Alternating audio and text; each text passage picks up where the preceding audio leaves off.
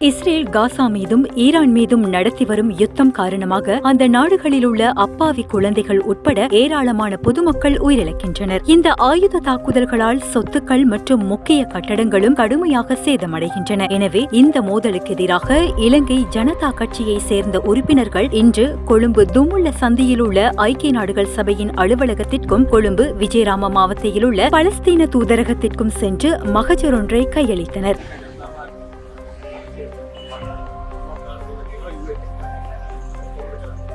ශ්‍රී ලංකා ජනතා පක්ෂය අපි දැන් ලෝකයේ වෙනුවෙන් පෙනී සිටින සංවිධානයක් විදිහට ඔබතුමාලගේ සංවිධානය අපේ සංවිධානය. එතකොට අපි ඉල්ලීමක් කරන්න ආවේ.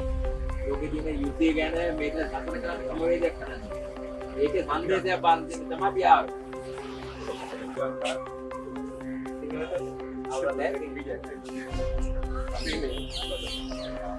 ශ්‍රී ලංකා ජනතා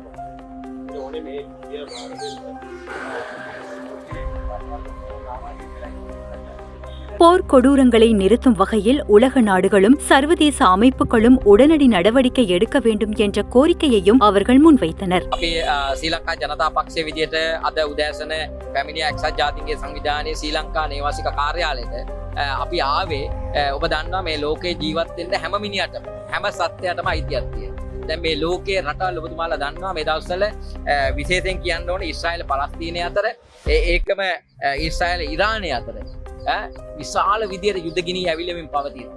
මේකෙන් වෙන්නේ මොකද්ද? අපි දැක්කා අපි අස්පනා අපිට අපි දැක්කා දර්ශන ඔස්සේ දරුවෝ ලේ පෙරාර දුවනවා. කාන්තාව මැරිලා වැටෙනවා. පිරිමින් මැරිලා වැටෙනවා. ඒකම කල්ලු දුමාරේ මේ රටවල් අතර ගලාමින් යනවා. මේ සියල්ල ගත්තන් පස්සේ ලෝක විනාශයට දැන් අතපොවින් මේ යුද්ධය කටයුතු කරන බව අපට පෙනී යනවා. විශේෂයෙන්ම ඔබ දන්නවා ගාසා තීරයේ ඊශ්‍රායලය සහ ඒ පලස්තීනය අතර ඇති වෙලා තියෙන ගැටුම හේතු කරගෙන විශාල වශයෙන් මානව හිමිකම් උල්ලංඝනය වීමක් සිදු වෙමින් පවතිනවා. ලෝකේ කිසිම කෙනෙක් ප්‍රබලව කතා කරන්නේ නැහැ. ඊයේ දිනේ ගත්තොත් ගාසා තීරයේ විශේෂයෙන් පලස්තීනයට අනුබද්ධිතව පලස්තීන් වැසියන් 40 දෙනෙක් මිය යනවා. පෙරේදා දිනේ ගත්තොත් පෙරේදා දිනේ පලස්තීන වැසියන් 59 දෙනෙක් වෙඩි ප්‍රහාර වලින් මිය යනවා. තුවාල ලබන සංඛ්‍යාව ඊට වඩා බොහොම වැඩි. ඒකින්ද මේ තුවාල ලැබලා තියෙන්නේ මිය ගිහිල්ලා තියෙන්නේ මුහුණට මුහුණ සිදුවෙන ගැටුමකින් නෙවෙයි වෙනත් ආකාරයකින් නෙවෙයි ආහාර පෝලිං වල තමුන්ගේ කුසට ආහාර ලබා ගන්න ඇවිල්ලා ඉන්න අහිංසක ජනතාව තමයි මේ ආකාරයෙන් වෙඩි ප්‍රහාර වල ලක් වෙලා මිය ගිහිල්ලා තියෙන්නේ.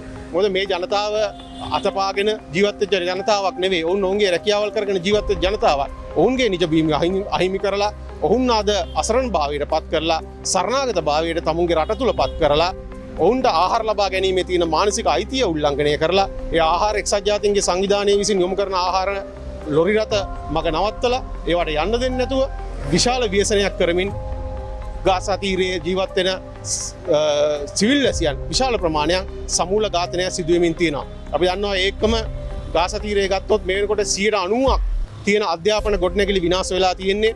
එක්සත් ජාතීන්ගේ සංවිධානයේ දත්ත වලට අනුවටම මේ වෙනකොට 60,000කට වඩා ආසන්න දරුවන් ප්‍රමාණයක් පමණක් මන්දපෝෂිත භාවයෙන් ඒ ගාසා තීරයේ ජීවත් වෙනවා. ලෝකයක් හැටියට සිවිලයිස් වෙච්ච සිවිල් ජනතාවක් හැටියට අපිට පුළුවන් ද මේ ලෝකයේ තවත් තැනක එක කොනක සිද්ධ වෙන මේ තරම් අසාධාරණයක් බලාගෙන ඉන්න.